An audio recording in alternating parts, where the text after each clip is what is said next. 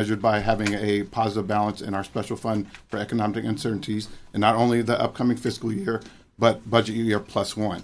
And so that's what we're presenting, and that's how we built the budget.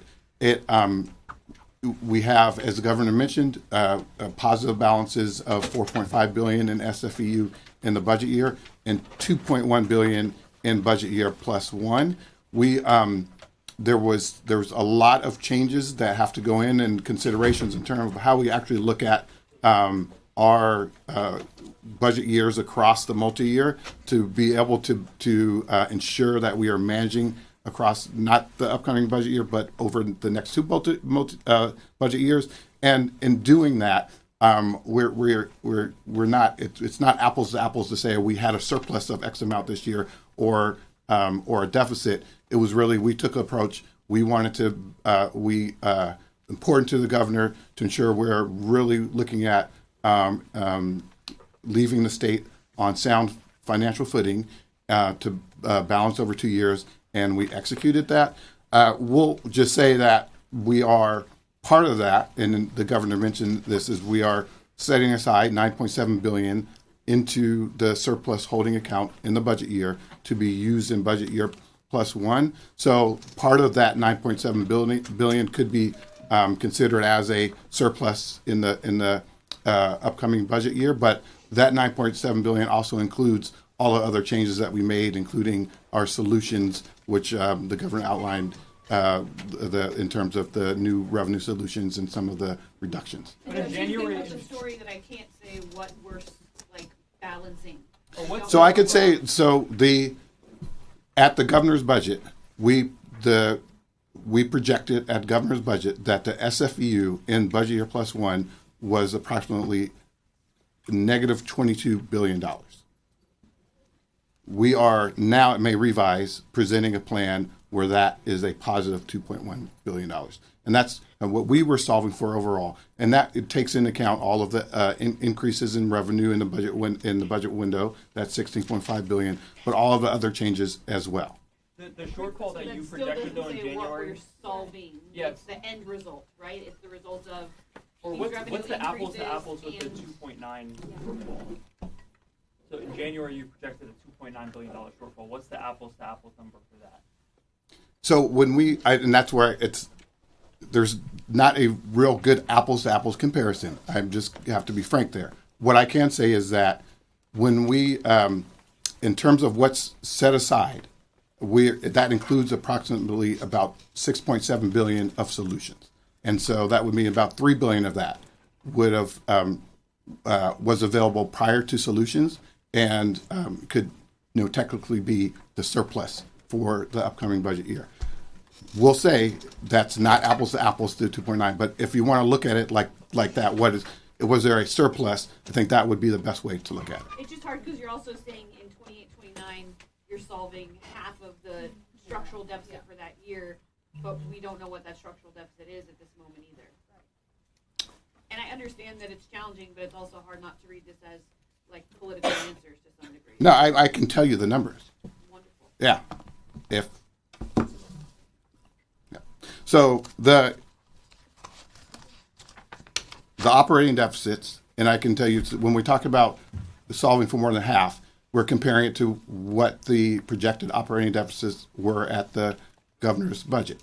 And so, for example, when the governor references reducing the projected operating deficits by more than half in the out years, in 28-29 at the governor's budget, the projected operating deficit was a negative $22.4 billion, and at the May revise, it's a negative $10.3 billion. In 29-30, the last year of the multi-year, the operating deficit at the governor's budget was projected at $23.1 billion, and at May revise, it's projected at $9.6 billion, negative $9.6 billion. With the prior years, it just makes it kind of hard for us to say these are all the solutions they're adopting, and that they're going from X to Z, since you can't say for this upcoming year and the following one what we're solving for exactly. You get like our challenge, right? We're solving for having a positive balance over the next two fiscal years. So I think my answer to your question on if you want to say there's a surplus, then we could say it was $3 billion because that's prior to solutions. And then for the next year? Because that billion is 26, 27, is that right? That amount you just said was 26? Yeah, and so what we were solving for the next year was a negative $22 billion at governor's budget. And that's what we were solving for, to ensure that that was a positive at the May revise. Are you saying we can say there's a $3 billion in surplus for this? 26, 27, and we're facing a 22 What's the billion surplus for the amount we following can year? say for this year and next year? For 26, 27. That's what I first will say. It's not, you can't do an easy apples to apple to the 2.9. But if you wanted to look at it in terms of was there a surplus, a way to look at it is that we are setting aside $9.7 billion in the surplus savings account. About $6.7 billion of that is after solutions. So prior to solutions, about $3 billion. So you could look at it as that $3 billion was the surplus prior to the solutions that we incorporated. And for 27, 28, can you get the same outline that you just did? I would say we can get back to you on that. I mean, because now you're getting into more of the building of the budget through the multi-year. And I would just go back to a statement the governor made is like most states budget for the upcoming year. They don't do a multi-year.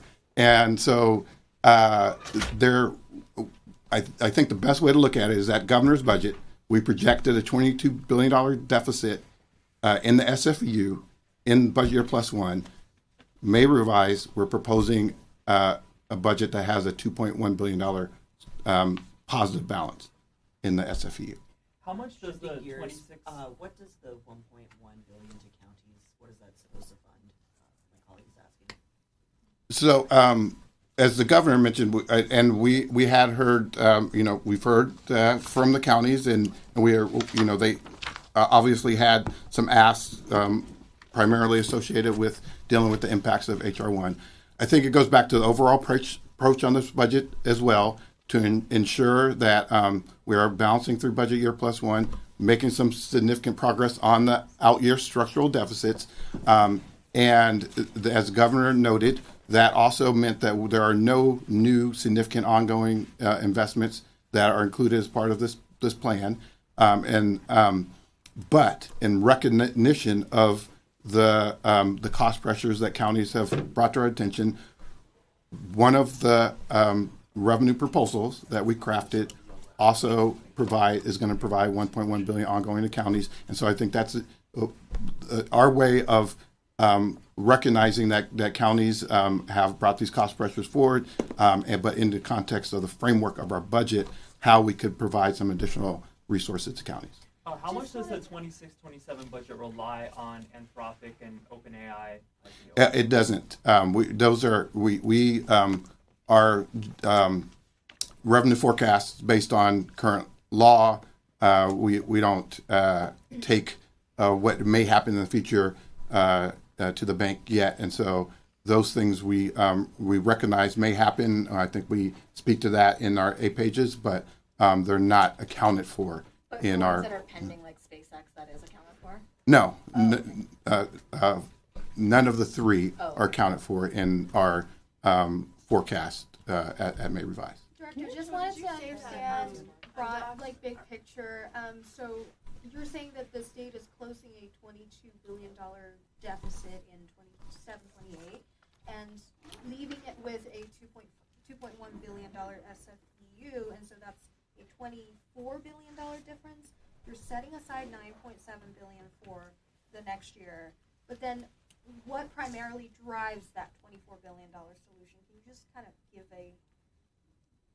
Yeah, there's a few main categories of that. The utilizing resources over the next 2 budget years, so that $9.7 billion is one of them. The increased revenues that we're seeing since the governor's budget is another component. The solutions that we incorporated also, because they are primarily ongoing solutions, so we will have general fund benefits from the set of solutions in the budget across the multi-year in the budget year plus one and beyond. And then there's other workload changes that always go into what our general fund costs are through the multi-year, and some of those are more significant than they have been. The most significant one we talked about earlier is our now requirement to move the UIS population from managed care to fee-for-service. So all of those are kind of the top line categories combined contribute to solving that problem in budget year +1. Did you say that because of the fee-for-service out of managed care switch in CalAIM, that undocumented immigrants in Medi-Cal are no longer eligible for CalAIM? No, I said that the two benefits, enhanced care management, community supports, those are specifically managed care benefits, and so those would not be part of a fee-for-service. So if you're undocumented in Medi-Cal, you cannot get into community supports or ECM? Those would not be part of the fee-for-service structure. We're saying the same thing, right? Yes. Okay. Yeah. Is that new? That's new because of this managed care to fee-for-service switch, that immigrants can no longer participate in CalAIM? It's a consequence of the switch. Yes. Yeah. It's not a choice that we're making. It's a consequence of the switch. Yeah. On the subsidies program, can you talk about how many people will be impacted or be able to receive the healthcare the premium subsidies, and how that compares to what the current program is, and any other details you have on like what's the lowest amount somebody might get, the highest amount? I know somebody who got like $1, I think, in the state subsidy program last year. So if you could get anything about income brackets, et cetera. Yeah. So I think there are. I want to say the number is around 200,000 that would of increased individuals that would be eligible for the subsidies. I don't have the breakdown by income brackets, but Lupe can follow up with you on Will that. the income brackets be staying the same? It's just more people? We now are covering up to 200% of the federal poverty level. Right. Oh, the changes that you're describing with how the rainy day fund intersects with the GAN limit, would that need to go to voters? Yes. So that's something you're eyeing for this November? It's something that we're discussing with the legislature, and I think that the timing would be part of that discussion as well. Can you explain how we maneuver the new MCO tax to still be getting so much money out of it? So we are navigating the requirements of HR1, both HR1 and Prop 35, but we are, the basics of it are that now since HR1 requires the commercial plans to be charged the same amount as the Medicaid plans, and Prop 35 limits what you can charge the commercial plans. If we were, we are required to submit a MCO plan pursuant to Prop 35 to CMS that is substantially similar to Prop 35. However, given the new requirements of HR1, we know that plan is not likely to be approved if it was just in the form of something that was substantially similar to the current Prop 35 plan. So we also will be including provisions that do fall within the new requirements of HR1. That would be a new MCO tax outside of the Prop 35 construct. So how does that?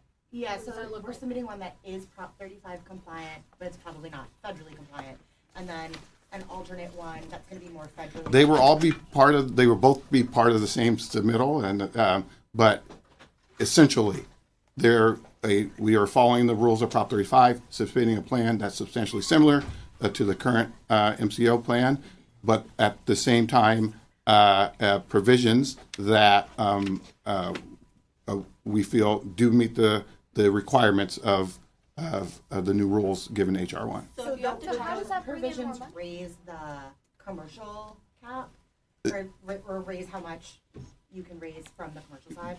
Because of HR1 and the federal requirements, Right. they are, in order for us to have a future MCO that has been similar to what we've had in the last decade, 2 decades, then we would, it would result in some increases on the managed care plans that would, that could potentially be passed on. Is there like a formula or rate that you can disclose, or like what are the? So I think we're at the level that we're proposing. We're estimating that that amount would be about $8.85 a month per enrollee. So again, just to make sure I understand, per Prop 35, we're submitting an application for a new MCO tax. There are provisions that are Prop 35 compliant in there that you're expecting the federal government to maybe say no to because of HR1. But there are alternate provisions in there which are compliant with HR1, but maybe not compliant with Prop 35 because they are raising the commercial side, and that's where we're getting the rest of this money from. Correct. Thank you. Just can you address the questions about the 1115 and the 1915 waiver? I know that there's a draft 1115 for Calling that has been created, but there's no 1915B draft, which would contain the community supports and the ECM after this calendar year. Is the state going to submit a 1915B and the 1115? Lupe will follow up with you on that response. Can you talk about?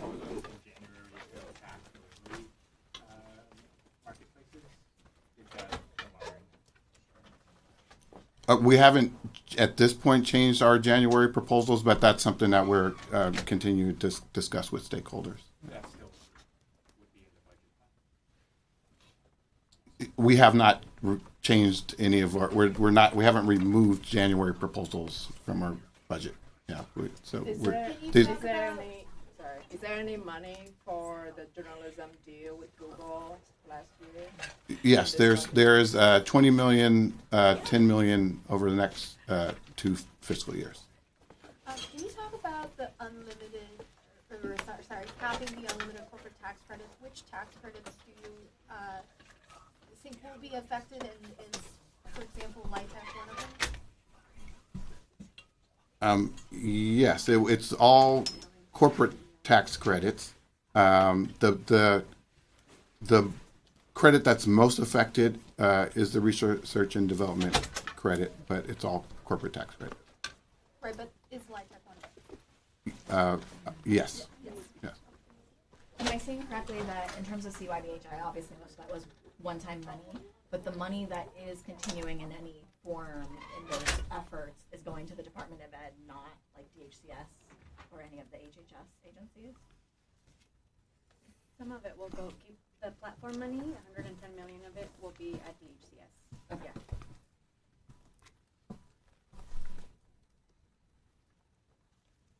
All right. With that, Yes. Thanks, everyone. Thanks so much. Appreciate it.